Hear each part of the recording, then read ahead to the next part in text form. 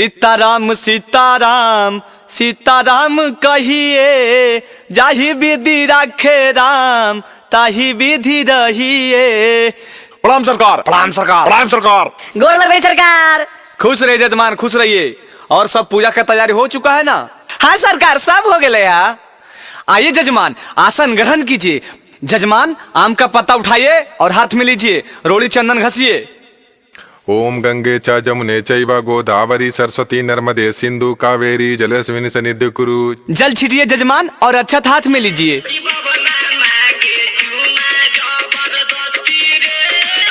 ये सरकार, ये कौची बजा रहा जी? आजी जजमान कुछ बजा नहीं रहा, फोन अइले हा और हमर पंडिताइन जी अमिता सिंह के फाइन हकुन तो उहे लगा देलखुन। देखो रिंगटोन में कौन मांगे चुम्मा, कौची कौची सब गाबो है। 1 मिनट जजमान, 1 मिनट। हाँ हेलो हेलो हाजी, कहाँ है? कब आइएगा? हाजी पूजा करवा रहे हैं जी। पूजा समाप्त होगा तबे ना आएंगे।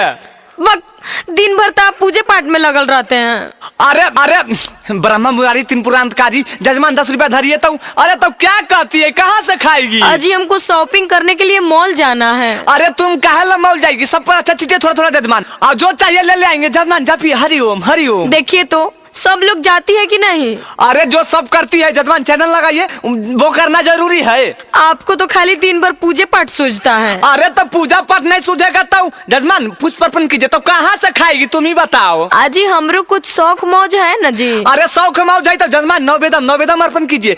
जो शौक मौज है तो कमाएंगे तभी ना पूरा करेंगे। जजमान 501 रुपया रखिए। तो देखो तुम फोन रखो, मेरा ध्यान भंग हो रहा है। हम आपको जब फोन करते हैं तब आपका ध्यान भंग होता है। अरे तो क्या कहती है? साफ साफ कहो तुम जजमान, आप कंटिन्यू रहिए। साफ कहो तुम जजमान, आप कंटिन्यू। हमरा तो शॉपिंग करा हो, सोड़िया नई का दिला हो, मिलो है जे जजमानी में ओसे न तो फुसला हो।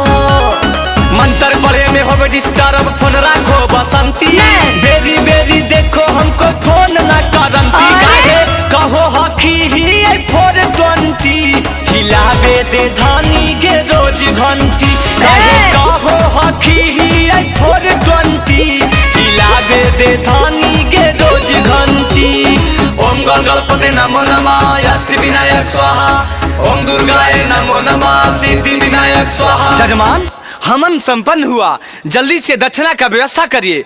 आय पंडित जी, अभी हमारा खत्म हो गया, अभी तो उमतिया धैले है। जजमान मेरी बातों को समझिए, राहु काल विपरीत हो चला। इस समय पूजा पाठ करना भंग माना जाता है, इसलिए शुभ शुभ बोलिए, शुभ शुभ बोलिए। जय श्री राम, जय श्री राम।